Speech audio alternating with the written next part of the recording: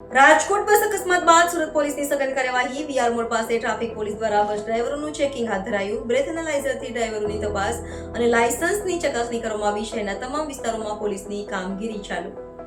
રાજકોટ બસ અકસ્માત બાદ સુરત પોલીસની સઘન કાર્યવાહી વીઆર મોડ પાસે ટ્રાફિક પોલીસ દ્વારા બસ ડ્રાઈવરોનું ચેકિંગ હાથ ધરાયું બ્રેથ એનાલાઇઝરથી ડ્રાઈવરોની તપાસ અને લાયસન્સની ચકાસણી કરવામાં આવી શહેરના તમામ વિસ્તારોમાં પોલીસની કામગીરી ચાલુ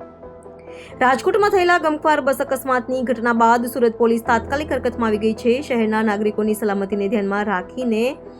ટ્રાફિક પોલીસની ટીમો દ્વારા સઘન ચેકિંગ અભિયાન શરૂ કરવામાં આવ્યું છે. આ અભિયાનના ભાગરૂપે આજે વીઆર મોલ પાસે ટ્રાફિક પોલીસે અનેક બસોને અટકાવીને તેના ડ્રાઈવરોનું સઘન ચેકિંગ કર્યું હતું. પોલીસ કર્મીઓએ બ્રેથ એનાલાઇઝર મશીનનો ઉપયોગ કરીને ડ્રાઈવરોએ નશો કર્યો છે કે કેમ તેની તપાસ કરી હતી. આ ઉપરાંત તમામ બસ ડ્રાઈવરોના ડ્રાઇવિંગ લાયસન્સ પણ બારીકાઈથી ચકાસવામાં આવ્યા હતા. જે ગુજરાત રાજ્યની અંદર હાલમાં ઓવર સ્પીડિંગ અને ડ્રિંક એન્ડ ડ્રાઈવના જે બનાવો બને છે, જેમાં આમ જનતાને ભોગ બનવું પડે છે, એના અનુસંધાનમાં ગુજરાત રાજ્યના જે બનાવો અકસ્માતના છે એનો ઘટાડો લાવવા માટે આજે અમારા સુરતના પોલીસ કમિશનર શ્રી અનુપમસિંહ ગેહલોત સાહેબ, અમારા જોઈન્ટ સીપી શ્રી રાઘવેન્દ્ર વત્સ સાહેબ, અમારા ડીસીપી અમિતા વનાણી સાહેબ અને અમારા એસીપી શ્રી ટંડેલ સાહેબે